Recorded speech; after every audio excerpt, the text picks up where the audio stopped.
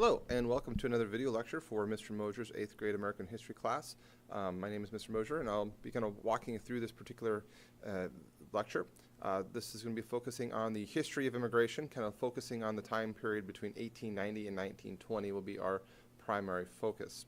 Our reading from our textbook comes to us from pages 636 to 641. The key guiding question today really is, what are the reasons for immigration? Why do people choose to come and leave one country to go settle in another country? Some terminology that we're going to be using: immigrant. These are people that are leaving a country. The key there, immigrant, has this letter E, like exit. These are people that are exiting, that are leaving their nation to go live someplace else. Immigrants are people who are settling in a new country. They are going into a new place. Usually when we talk about migration of people, we're referring to immigrants. Those are people that are leaving a nation or a country, and then immigrants who are moving into a new nation. We also have illegal immigrant. This is more of a modern term, or undocumented worker. Those are somebody who did not enter the country through a legal process. And you hear that used a lot today as you hear stories about modern immigration and concerns about immigration. That's a common term that we'll be describing and discussing more as we go throughout the course of these lectures. Refugee. A refugee is somebody who's fleeing their home because of war or persecution or other various causes. Every year, nations, including the United States, will take on refugees from war, famine, violence, and will say, you can come live in our nation as a safe place, and then hopefully as things settle down in their nation, they will then go back to their home country. Passport. These are documents issued by your own home government that identifies you as a person and gives you permission to travel out to other nations. For example, several years ago, I traveled to Sweden, and in order to go to Sweden, I had to apply from the U.S. government, from the State Department, a passport. That passport gave me the ability to get on a plane and travel and visit Sweden and be checked into that country as a tourist. And then when I flew back into the United States, that passport allowed me to come back into the United States and be identified as an American citizen. A visa is another kind of document that is oftentimes used by countries that gives you an extended stay in their nation. So for example, if I was going to, let's say, live and work in Sweden for several months, maybe several years, Sweden would have to issue me a work visa. That would be a special permission to live and work in their nation for a period of time. That comes from the country that you're living into. And so we'll talk about visas as we go through this process here. So why come to a new country? Why travel? Why migrate? What causes people to become immigrants and immigrants? Well, there's really two factors that we look at, and those are sometimes known as push or pull factors. So let's talk about push factors here first. A push factor is why you leave your home country. What's pushing you out? What's forcing you to leave your nation, your home country? And push factors can be things such as overcrowding. There's just not enough space for you and your family to really make a life for yourself. Common reasons of push factors are violence, whether they're religious or political violence and persecution. It's just not a safe place for you and your family to live anymore, and you're looking for a safer place to call your home, and so those are pushing you out through this violence. And crop failures historically has also been a major push factor throughout world history. As countries have had changes within their climate and weren't able to adapt to those changes, they basically need to leave or starve. And so crop failures historically has been a pretty common reason to cause people to be pushed. So again, push factors are pushing you out, forcing you out of your country. What brings you to the U.S.? We call those pull factors. Why migrate to this country? Well, generally freedom is one of the biggest reasons that people came to the United States. We experienced tremendous amounts of religious and political freedom that is not too common in other places around the globe. So having that freedom to practice your own religious beliefs, have your own political beliefs and ideals is very unique to the United States. And that's a big reason and dream pull them into the U.S.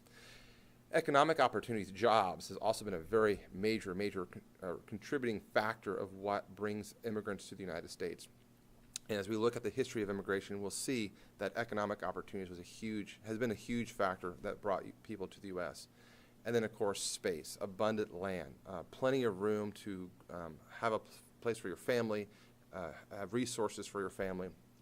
This, too, has also been a very common reason that has pulled you in to the United States. So let's see how well you understand the difference between a push or a pull factor. We're going to do a short little quiz here. And as I go through these scenarios and examples, I want you to think about, is this a push or is this a pull factor? So here we go. Here's the first one. In 1845, there's a crop failure in Germany and Holland, which forced thousands to come to America from those countries. Push or pull? Hey, if you said push, absolutely right. Crop failures is a common push factor. They're going to starve if they live in their current place, so they're going to migrate and leave and come to a new country. Next one. The Irish potato famine in 1845 begins. The next few years, there's going to be a lot of poor Irish families that are starving and living in pretty extreme poverty. Is that going to be a push or a pull factor? Again, another push factor, another famine, starvation, or leave and go someplace else and hope to find maybe a better life for your family. It's going to be a push. It's going to push you out of your country. 1848, gold's discovered in America, in the place of California, causing the gold rush of 1849, where thousands of people from really around the world will flood into the United States seeking fortune and fame. Is that going to be a push or a pull? If you said pull, you're absolutely correct. Again, it's pulling people into the United States. In 1848, there's a civil war in Germany that ended, resulting in major economic depression. People lost their jobs, businesses went out of business, people got fired and laid off from their jobs.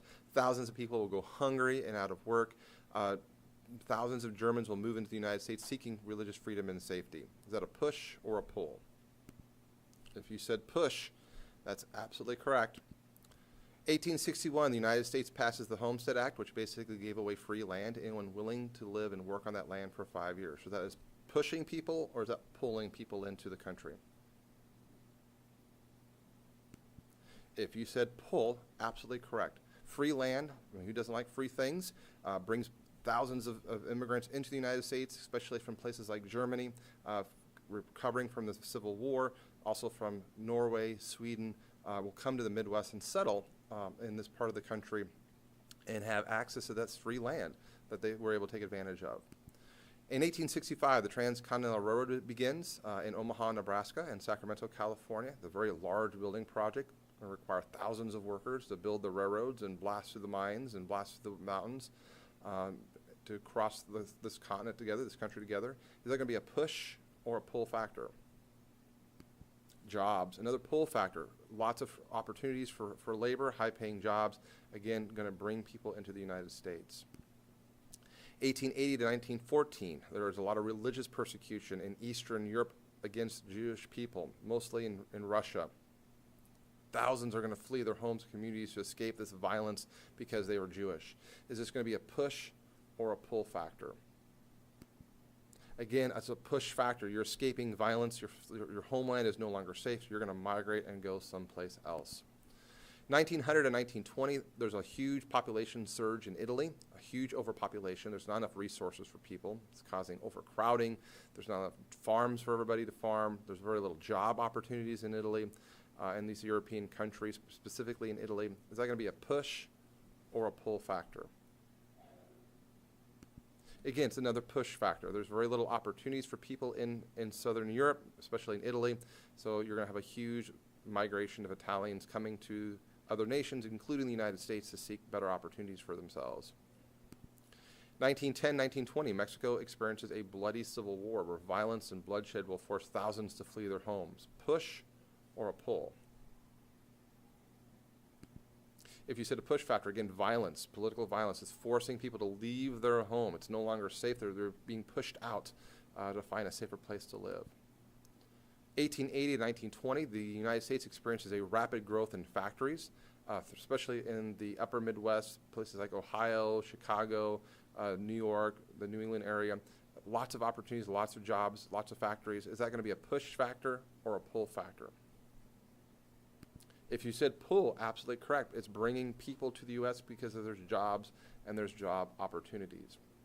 So again, this has been kind of looking at those factors of immigration. Why do people decide to leave one place to go live into another place?